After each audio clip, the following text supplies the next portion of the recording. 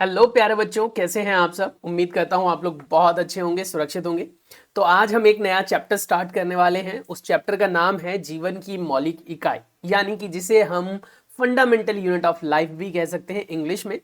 ये चैप्टर बहुत ही प्यारा है। इस चैप्टर के अंदर आपको बहुत सारी चीजें ऐसे सीखने के लिए मिलेंगी जिससे आपको विज्ञान के रहस्य के बारे में पता चलेगा। यानी आपको पता चलेगा कि कोई भी इंसान या जानवर कोई पैदा कैसे होता है, कोई भी इंसेक्ट यानी कीड़े मकोड़े, ये सब आपस में किस प्रकार से कह सकते हो वृद्धि और विकास करते हैं, यानी तरक्की करते हैं। हम जानेंगे विभिन्न प्रकार की कोशिकाओं के बारे में। हालांकि कक्षा 8वीं में भी आप लोगों ने बहुत सारी चीजें पढ़ी थी इस चैप्टर से रिलेटेड। आपने पढ़ा था कि किस प्रकार से हम विखंडन के द्वारा कोशिकाओं की वृद्धि और विकास के बारे में बात कर चुके हैं, किस प्रकार से कोई भी पौधा अपने जैसे संतति को पैदा करता है, और ऐसे ही बहुत सारी बातें बेटा हम आज के इस वीडियो में सीखने और समझने वाले हैं। उम्मीद करता हूं कि आप वीडियो को लास्ट तक देखेंगे, कोई पॉइंट स्किप मत करना, क्योंकि क्वेश्चंस तो आपके एनसीईआरटी से ही बनते हैं। और जो बातें आज हम डिस्कस करेंगे बेटा, अगर आपको लगे कुछ लिखने लायक है तो note it down in your notebook. अगर आप लिखोगे तो ज्यादा अच्छा सीखोगे। तो हमारे पास जो चैप्टर है उसके पहले हम लाइन टू लाइन एक्सप्लेनेशन की बात करेंगे, फिर मैं आपको शॉर्ट समराइज फॉर्म में वीडियो प्रोवाइड करूंगा जिससे आपको बहुत सारी बेसिक बातों के बारे में पता चलेगा। अध्याय 5 है हमारा जीवन की मौलिक इकाई, फंडामेंटल यूनिट ऑफ लाइफ। चलिए जानते हैं इसके बारे में। कॉर्क की पतली काट के अवलोकन पर, यानी कि कॉर्क की एक काट यानी बहुत छोटा सा हिस्सा लिया और रॉबर्ट हुक ने पाया कि उसके ऊपर अनेक छोटे छोटे प्रकोष्ठ हैं, छोटे छोटे बॉक्स टाइप की संरचना है जिसकी संरचना मधुमक्खी के छत्ते जैसी प्रतीत होती है। अब ये स्टडी किसने की थी? रॉबर्ट हुक ने की थी। तो इसीलिए रॉबर्ट हुक को सेल का जनक माना जाता है, यानी खोजक माना जाता है। यानी ऐसा माना जाता है कि सेल की खोज किसने करी? तो रॉबर्ट हुक ने करी थी। कॉर्क एक पदार्थ है जो वृक्ष की छाल से प्राप्त होता है।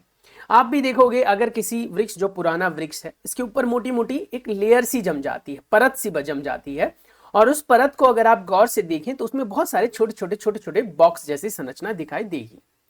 सन 1665 में रॉबर्ट हुक ने इसे स्वनिर्मित सूक्ष्मदर्शी से देखा था।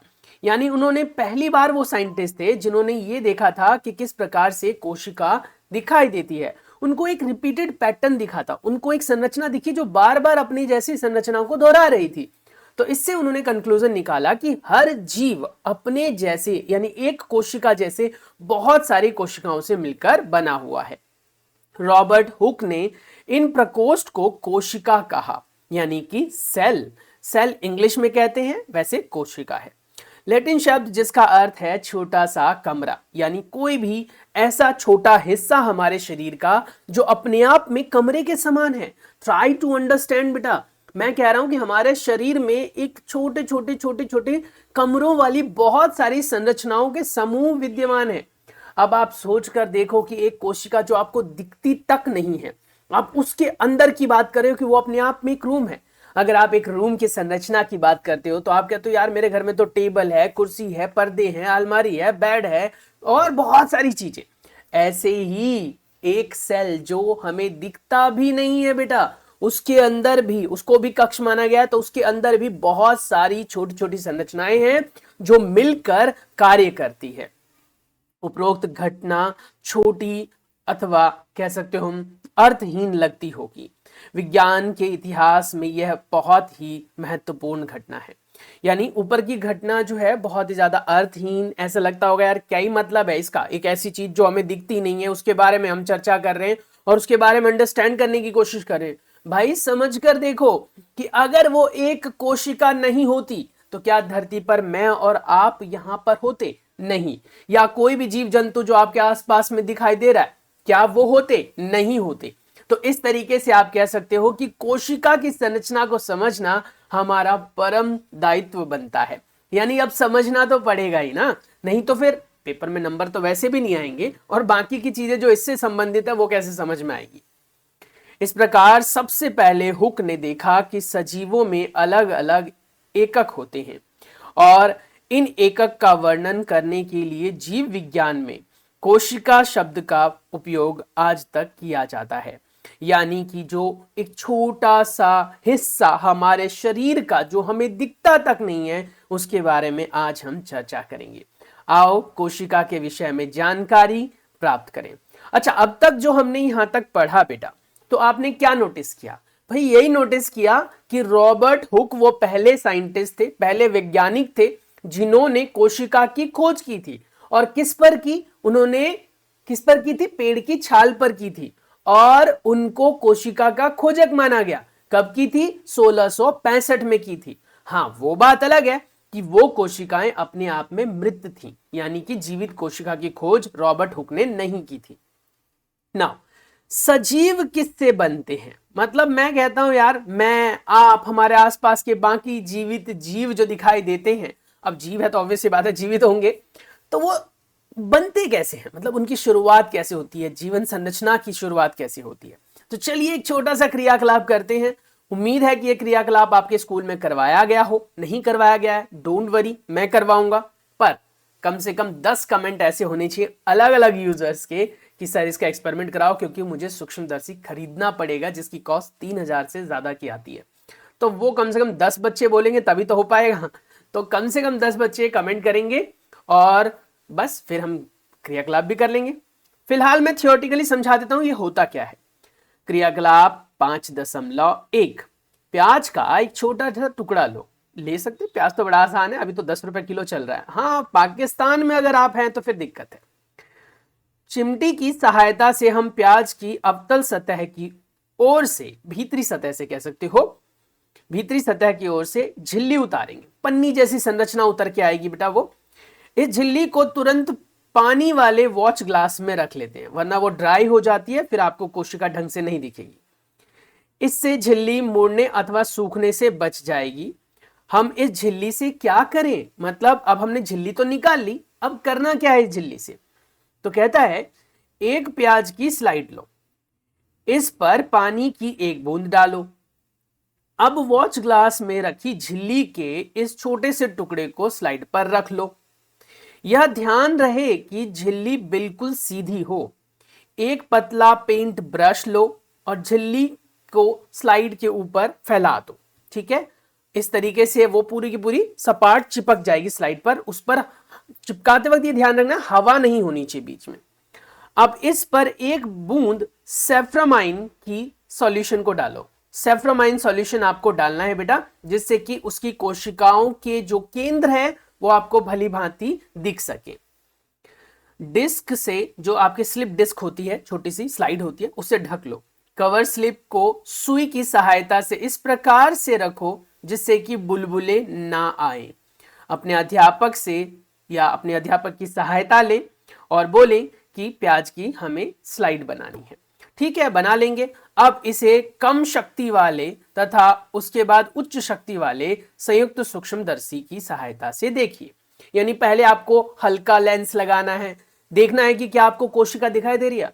लगेगा यार कोशिका कुछ पैटर्न से तो दिख रहे हैं, पर कोशिका साफ नहीं दिखेगी आपको कम पावर वाले से, और केंद्र तो बिल्कुल नहीं दिखेगा। वहीं पर अगर आपने थोड़ी ज्यादा पावर वाले सूक्ष्मदर्शी का इस्तेमाल किया तो फिर बेटा आप आराम से देख पाओगे। अब यह है चित्र 5.a, संयुक्त सूक्ष्मदर्शी, यानी ऐसा सूक्ष्मदर्शी बेटा जो कि संयुक्त रूप से दो लेंसों से या उससे ज्यादा लेंसों से मिलकर बना होता है। फिलहाल हमारे पास जो सूक्ष्मदर्शी है इसमें दो लेंसेज हैं। चलिए मैं आपको इसको एक बार समझा देता हूं, सो दैट आपको पता भी तो होना चाहिए ना कि सूक्ष्मदर्शी काम कैसे करता है। तो ये है बेटा हमारे पास सूक्ष्मदर्शी, यानी जिसे आप कहते हैं क्या बताओ? माइक्रोस्कोप। जिसे आप क्या कहते हैं? माइक्रोस्कोप। ये कह रहा है नेत्रिका लेंस है। नेत्रिका लेंस समझते हैं, जिसकी सहायता से आप उसके अंदर ऐसे देखेंगे, लेंस, नेत्रिका लेंस। उसके बाद ये है प्रारंभिक समायोजन, यानी जिसके सहायता से इसको आप ऊपर नीचे कर पाएंगे, मतलब स्लाइड कर करके ऊपर नीचे कर पाएंगे। उसके बाद ये है सूक्ष्म समायोजन, इसकी सहायता से भी ऊपर नीचे ही हम कर पाते हैं, लेकिन ये बहुत धीरे धीरे होता है। तो अगर आपको ज्यादा डिस्प्लेसमेंट लेनी है तो आप ऊपर वाले का इस्तेमाल कर लो, और आपको लगता है यार फोकस थोड़ा सा बन नहीं रहा, साफ दिख नहीं रहा, तो नीचे वाली सहायता से आप फोकस को बना सकते हो, साफ कर सकते हो अपनी इमेज को। उसके बाद ये है बेटा देह नलिका। देह नलिका मतलब हो गया वो नलिका जिससे पूरा सूक्ष्मदर्शी टिका हुआ रहता है, बना रहता है। इसके अंदर एक लेंस तो बेटा आप नोटिस कर सकते हो यहाँ लगा हुआ होगा, एक लेंस यहाँ लगा हुआ होगा। उसके बाद है भुजा, आर्म, जिसकी सहायता से आप सूक्ष्मदर्शी को ऐसे पकड़ते हो, बिल्कुल वैसे ही जैसे कप में डंडियां होती हैं। उसके बाद है अभिदृश्यक लेंस, जिसकी सहायता से आपको इस स्लाइड पर पड़ी हुई चीजें साफ दिखाई देंगी। उसके बाद है मंच, जिसके ऊपर स्लाइड को रखा जाता है। उसके बाद है घूर्णी पेच, जिसकी सहायता से आप इस पूरे के पूरे हिस्से को आगे पीछे कर पाते हो, ऐसे मतलब घुमा पाते हो, ऐसे ऐसे घुमा पाते हो जिससे रोशनी इसके अंदर ढंग से जाए। उसके बाद यह है सूक्ष्मदर्शी की कवर स्लिप स्लाइड जो यहाँ लगी होगी। उसके बाद है संग्राही, यहाँ पर अपने आप में एक क्या होता है बेटा, दर्पण लगा होता है, परावर्तक लगा होता है। ये धातु का भी हो सकता है, मेटल का शीट हो सकता है, या कांच भी हो सकता है। तो यहाँ जब रोशनी आती है बेटा तो इससे टकराकर इधर से अंदर से निकलती है और रोशनी उन चीजों पर पड़ती है जिसको आपको देखना है स्लाइड में। जैसे ही आपको स्लाइड में वो चीजें साफ दिखने लग जाती हैं तो आप उसके पैटर्न्स को ऑब्जर्व कर सकते हो। ये उसके बाद ये है बेस है, ये पूरा का पूरा ये जो दिख रहा है आपको, इसे बेस या आधार बोलते हैं, जिस पर ये पूरा सूक्ष्मदर्शी टिका रहता है। ये लगभग 4 से 5 किलो का हो सकता है। हल्के भी आते हैं, 1.5-2 किलो वाले भी होते हैं, हल्के होते हैं, लाइट वेट भी होते हैं, बट उनकी पावर के हिसाब से लेंस पर मेन फर्क पड़ता है, मतलब लेंस में ही मेन ताकत होती है, स्टैंड ज्यादा मायने नहीं रखते। तो उम्मीद है बेटा कि ये सारी चीजें आपको फिलहाल तो समझ में आ गई होंगी। तो आपने जो कुछ भी देखा उसके हिसाब से देखो क्या लिखा है। आपने देखा, क्या देखा भाई, क्या आप जो संरचना सूक्ष्मदर्शी से देखते हैं या उसके द्वारा देख पाते हैं उसे कागज पर खींच सकते हैं, क्या बना सकते हैं? क्या यह चित्र कुछ ऐसा दिखाई दे रहा है आपको? चित्र 5.2 प्याज की झिल्ली की कोशिका, अगर ऐसा दिख रहा है तो समझ जाओ कि आपने सही ढंग से उसको ऑब्जर्व किया है। अगर आप उसमें भी नोटिस करें बेटा तो ये जो आपको दिख रहा है एक हिस्सा, ये आपको दिख रहा है यहां से लेकर यहां तक, ये पूरा दूसरा हिस्सा, ये फिर ये कट गया हिस्सा जो साइड से निकल गया होगा, तो इसे एक कोशिका कहते हैं। ये एक कोशिका हुआ जो बॉक्स दिख रहा है। इसके अंदर ब्लैक कलर का आपको डॉट दिखाई दे रहा होगा, देखो ये डॉट्स दिख रहे हैं आपको, ये डॉट्स दिख रहे हैं ब्लैक कलर के, ये डॉट्स बेटा कोशिका के केंद्र है। और इसी वजह से हम सैफ्रामाइन सॉल्यूशन यूज कर रहे थे जिससे कि इसके केंद्र को साफ साफ देखा जा सके। अब हम बात करते हैं आगे कि इसकी संरचना कैसी होती है। तो ऊपर लिखा हुआ है, अब हम विभिन्न प्रकार के या विभिन्न आकार की प्याज की झिल्लियों से अस्थायी स्लाइड बनाएंगे और हम देखते हैं कि क्या हम एक समान संरचनाओं को देखते हैं अथवा भिन्न भिन्न। तो कहता है कि आप अलग अलग प्याज ले लो, उसी प्याज के अलग अलग स्लाइड ले लो और उसको ऑब्जर्व करो। आप देखो कि क्या हर बार सेम पैटर्न बनता है या फिर कुछ अलग बनता है। तो आप नोटिस करोगे हर बार जो उसका पैटर्न होगा वो सेम ही आएगा, क्योंकि रिपीटिंग स्ट्रक्चर से ही हमारी पूरी बॉडी बनती है बेटा। तो मेरा शरीर, आपका शरीर, किसी भी जीव जंतु का शरीर एक रिपीटिंग स्ट्रक्चर से ही बना होता है। अब इन रिपीटिंग स्ट्रक्चर की जो संरचनाएं होती हैं उनके बारे में अब हम डिटेल में पढ़ेंगे। चलिए जानते हैं डिटेल में ये संरचनाएं क्या हैं, यानी कि कोशिका के अंदर और क्या क्या चीजें होती हैं। कोशिका द्रव्य होती हैं, केंद्रक पाए जाते हैं, कोशिका झिल्ली होती है, केंद्रक झिल्ली होती हैं, और भी बहुत सारे जैसे गोल्गी अपरेटस होते हैं, राइबोसोम्स होते हैं। इन सब के बारे में हम डिटेल में स्टडी करेंगे। एंड यस, अब तक अगर आप मेरे साथ बने हुए हैं, अगर मेरी बातें आपको समझ में आ रही है बेटा, तो चैनल को सब्सक्राइब करना तो बनता है ना, क्योंकि आप लोगों का लाइक और सपोर्ट ही बेटा, जो सब्सक्राइब करके सपोर्ट करते हो आप हमें, उसी से हमें मोटिवेशन मिलती है और हम आपके लिए बहुत अच्छा करके आते हैं। अब आप कहोगे सर आप तो पैसों के लिए वीडियो बनाते हो। ऑब्वियसली पैसे भी मिलते हैं हमें, कोई दो राय नहीं है, झूठ नहीं बोलूंगा। लेकिन बेटा सवाल ये उठता है ना कि अगर मान लो मैं कहता हूं 1 लाख वीडियो पर मुझे सपोज 500-700 रुपए मिलेंगे, तो क्या ही फर्क पड़ेगा, क्योंकि वो व्यूज तो वैसे भी नहीं आ रहे मेरे वाले पे। तो थोड़ा सा सपोर्ट चाहिए स्टार्टिंग में आप लोगों का, फिर हम मिलकर बहुत बड़ा, बहुत अच्छा करेंगे। चलिए अब हम संरचनाओं की बात करते हैं कि संरचनाएं कैसी क्या होती हैं कोशिकाओं के अंदर। ये संरचनाएं क्या है, यानी जो कोशिकाओं के अंदर आपको संरचनाएं देखने के लिए मिली उन्हें हम क्या कहते हैं, क्या है ये संरचनाएं। ये भी ये सारे की सारी संरचनाएं एक जैसी ही दिखाई देती है, यानी आपको जो वो पैटर्न्स दिखाई दे रहे थे, जो विजिबल हो रहे थे, सब ये सभी एक जैसे दिखाई देते हैं। ये सभी मिलकर एक बड़ी संरचना यानी शल्क, कंद बनाते हैं, यानी जैसे आप प्याज बोल देते हैं। यानी कि कोई भी बहुत बड़ी चीज भी बेटा हमेशा छोटी छोटी कोशिकाओं से मिलकर ही बनी है। अगर मैं एक डायनासोर की बात करूं, अगर मैं एक हाथी की बात करूं, अगर मैं एक जिराफ की बात करूं, बड़े जीव हैं ये लोग, है ना। और इन बड़े जीवों के अंदर भी अगर आप कोशिका कहो तो ऐसा नहीं है कि इनकी कोशिकाएं बड़ी हो जाती हैं, भाई 1-1 किलो की कोशिका, इनकी कोशिकाएं छोटी होती हैं। बस होता क्या है कि अगर एक शरीर बड़ा है और एक शरीर छोटा है तो उनके अंदर कोशिकाओं की संख्या ज्यादा और कम हो सकती है, लेकिन कोशिकाओं का आकार नहीं बदलता। हाँ, एक प्रकार के जीव से दूसरे प्रकार के जीव में कोशिकाओं का आकार थोड़ा बहुत बदल सकता है। जैसे मान लो मैं हाथी की कोशिका की बात करूं और एक हमारी कोशिका की बात करूं, तो इनमें आकार का थोड़ा फर्क हो सकता है। और यह भी जरूरी नहीं है कि जो जीव बड़ा है उसके शरीर में कोशिका का आकार बड़ा होगा, मतलब इसके बारे में कुछ नहीं कहा जा सकता। पर हां, यह श्योरिटी है कि अगर एक ही प्रकार का जीव है, जैसे एक छोटा हाथी एक बड़ा हाथी, तो दोनों हाथियों के अंदर बेटा कोशिकाओं की संख्या में फर्क होगा, लेकिन कोशिकाओं के आकार में फर्क नहीं होगा, उसके कार्यविधि में फर्क नहीं होगा। ये याद रखना है आपको। इस क्रियाकलाप से हमें पता चलता है कि विभिन्न आकार के प्याज में सूक्ष्मदर्शी द्वारा देखने पर एक जैसी ही दिखाई देगी संरचना। विभिन्न प्रकार के और विभिन्न आकार के। अब आप कहोगे यार अलग अलग प्रकार के प्याज भी तो आते हैं, उनके भी पैटर्न ऑलमोस्ट आपको सेम ही देखने के लिए मिलेंगे।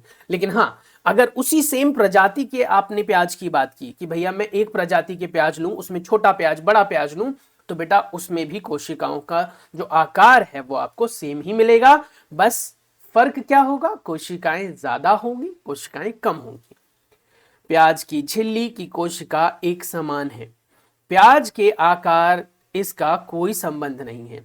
यानी कहने का मतलब यह हो गया कि प्याज के आकार का उसकी कोशिका से, अरे यार एक तो बंद कट जाता है, प्याज के आकार से उसकी कोशिका का कोई लेना देना नहीं है बेटा। प्याज के आकार का उसकी कोशिका से कोई लेना देना नहीं है, ये बात आपको ध्यान रखनी है। तो बेटा ये बात ध्यान रखनी है कि किसी के जीव के आकार से उसकी कोशिका के कह सकते हो आकार में कोई अंतर या कह सकते हो डिवीजन नहीं किया जा सकता है। आगे आता है ये छोटी छोटी संरचनाएं जो हम देख रहे हैं। शल्ककंद प्याज की मूलभूत इकाई है, यानी इन्हीं के द्वारा कोशिकाओं से ही मिलकर पूरा प्याज बना है।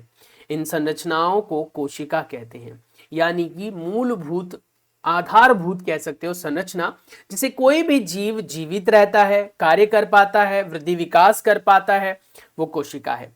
न केवल प्याज बल्कि जितने भी जीव जंतु हम अपने आसपास देखते हैं वे सभी कोशिकाओं से ही तो बनते हैं।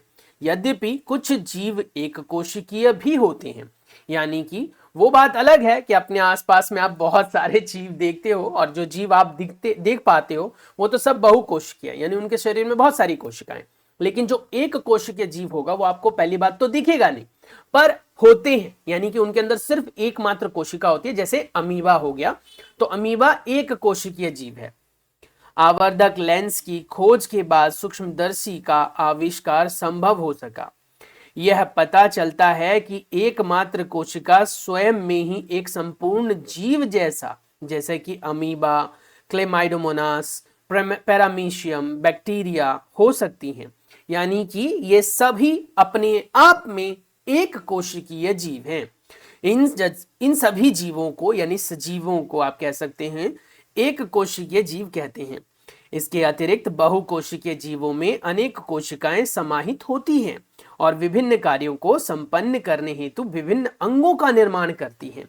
यानी हमारे शरीर में विभिन्न प्रकार की कोशिकाएं हैं, एक प्रकार की कोशिका नहीं है सिर्फ, क्योंकि अगर एक प्रकार की कोशिका होती तो हमारे हाथों की हड्डियां जो है बेटा वो मजबूत होती हैं, मांसपेशियां कमजोर होती हैं, और वहीं पर हमारा ये स्किन बहुत सॉफ्ट होता है, ये हार्ड होता है, और भी बहुत सारी चीजें हैं जो आप कह सकते हो कि हमारे शरीर में अलग अलग तरीके के सेल से या कोशिकाओं से मिलकर बने हुए हैं। अपने दिल की बात करें, अपने स्किन की बात करें, अपने आईज की बात करें, अपने बोन्स की बात करें, तो बेटा ये सब अलग अलग कोशिकाओं से मिलकर बने होते हैं। इसके कुछ उदाहरण हैं जैसे फंजाई यानी कवक, पादप तथा जंतु। क्या हम कुछ एक कोशिकीय जीवों के विषय में पता कर सकते हैं, बहुत कुछ कर सकते हैं। एक कोशिकीय जीवों के अंदर शरीर में अंग नहीं होते हैं, एक कोशिकीय जीवों में पाचन तंत्र ढंग का नहीं होता, विकसित पाचन तंत्र नहीं है, एक कोशिकीय जीवों में देखने के लिए आंखें नहीं होती हैं। तो मतलब बहुकोशिकीय जीव जो होंगे उन्हीं के अंदर तो अलग अलग आप कह सकते हो अंग होंगे, और अंगों को बनाने के लिए कोशिकाओं की जरूरत होती है। अब क्योंकि वो है एक कोशिकीय जीव तो कहां से अंग होंगे, तो ये बात आपको याद रखनी है। प्रत्येक बहुकोशिकीय जीव एक कोशिका से ही विकसित हुआ है। हमने कक्षा 8वीं में पढ़ा था कि जब शुक्राणु बेटा मादा के अंडाणु से निषेचन करता है तो उस निषेचन की प्रक्रिया से, संलयन की प्रक्रिया से बेटा हम लोग पैदा होते हैं। हमने पढ़ा था ना कि किस तरीके से मानव जाति बच्चे पैदा करता है या कोई जीव बच्चा पैदा करता है। तो हमने पढ़ा था कि जो मादा का अंडाणु होता है, जो महीने में एक बार किसी भी एक साइड से, लेफ्ट साइड या राइट साइड, किसी भी एक साइड के ओवरी से, ओवरी मतलब अंडाशय से निकलता है, और जब उस दौरान जब कह सकते हो प्रोसेस चल रहा होता है, यानी नीचे की तरफ आता है फलोपियन ट्यूब से बच्चेदानी तक आता है, तो बेटा शुक्राणु अगर वहां पहुंच जाए तो वहां पर क्या होता है, निषेचन की प्रक्रिया होती है। अब सवाल उठता है ये कैसे हो पाता है। कोशिकाएं विभाजित होती हैं। विभाजन में भी दो प्रकार के विभाजनों के बारे में हम चर्चा करेंगे आगे। अपनी ही जैसी कोशिकाओं को बनाते हैं। विभाजन होते वक्त सबसे पहले याद रखना है बेटा, कोशिका के केंद्र विभाजित होते हैं, फिर कोशिका द्रव्य विभाजित होते हैं। हमेशा याद रखना, कोई पूछेगा कोशिका विभाजन में पहले क्या विभाजित होता है, तो पहले केंद्र विभाजित होते हैं और फिर कोशिका द्रव्य विभाजित होते हैं। इस प्रकार सभी कोशिकाएं अपनी पूर्ववर्ती कोशिकाओं से ही उत्पन्न होती है, यानी अपनी पुरानी कोशिकाओं से ही उत्पन्न होती हैं। समझ में आ गया इतना। कोशिका का सबसे पहला जो पता करने वाला साइंटिस्ट था वो रॉबर्ट हुक थे, जिन्होंने लगाया था पता कोशिका के बारे में। उसने कोशिका को कॉर्क की पतली काट में अनगढ़ सूक्ष्मदर्शी की सहायता से, अनगढ़ मतलब उनकी प्रिमिटिव, यानी उन्होंने खुद बनाई थी, उसको उससे उन्होंने देखा था। लुईनहॉक, याद रखना बेटा, लुईनहॉक ने सबसे पहले उन्नत सूक्ष्मदर्शी से तालाब के जल में स्वतंत्र रूप से जीवित कोशिका का पता लगाया था। किसने पता लगाया था जीवित कोशिका का? लुईनहॉक ने कब किया था? 1674 में, लगभग 9 साल बाद। पहले उन्नत कोशिका मतलब जो वो होता है ना, क्या बोलते हैं, कोशिका को देखने वाले यंत्र को, कोशिका को देखने वाले यंत्र को, जो बहुत छोटे जीवों को देखने के लिए यूज होता है, सूक्ष्मदर्शी ऑब्वियसली। तो सूक्ष्मदर्शी क्या है? एक ऐसा यंत्र जो सूक्ष्म चीजों को, जिस सूक्ष्म चीज कितनी होती है? 10⁻⁻⁶ बेटा, इतनी छोटी जीवों को देखने के काम में आता है। याद रखना है ये हमें। रॉबर्ट ब्राउन ने 1831 में कोशिका में केंद्र का पता लगाया। जे.ई. पुरोकंज ने 1839 में कोशिका में स्थित तरल पदार्थों के बारे में पता लगाया, जिसे जीव द्रव्य कहा गया। तो अलग अलग साइंटिस्ट हैं। सबसे पहले रॉबर्ट हुक आए थे 1665 में, उन्होंने मरी हुई कोशिका को कॉर्क के ऊपर से पता लगाया। फिर लुईनहॉक आए थे 1674 में, 9 साल बाद, जिन्होंने तालाब के अंदर स्वतंत्र रूप से जीवित कोशिका के बारे में बताया। फिर आए रॉबर्ट ब्राउन, जो कि 1831 में आए थे, और रॉबर्ट ब्राउन ने केंद्र का पता लगाया था। फिर आए थे जे.ई. पुरोकंज, जिन्होंने 1839 में, यानी 40 से 1 साल पहले, उन्होंने तरल पदार्थ के बारे में पता लगाया जो कि कोशिकाओं में पाया जाता है, जिसे हम कोशिका द्रव्य कहते हैं या जीव द्रव्य भी बोला जाता है। 2 जीव वैज्ञानिक जिनका नाम है बेटा क्या? एम स्लीडन और टी स्वान ने कोशिका सिद्धांत के विषय में बताया। यानी कोई आपसे पूछेगा कि कोशिका सिद्धांत किसने दिया, तो एम स्लीडन और टी स्वान ने दिया था। याद रखना, पेपर में ये पूछा जाता है बेटा। इस सिद्धांत के अनुसार सभी पौधे और जंतु कोशिकाओं से बने हैं। अगर आपसे कोई पूछे कि कोशिका का सिद्धांत क्या था, अगर कोई आपसे पूछे कोशिका का सिद्धांत क्या था, तो आप बेटा क्या करेंगे?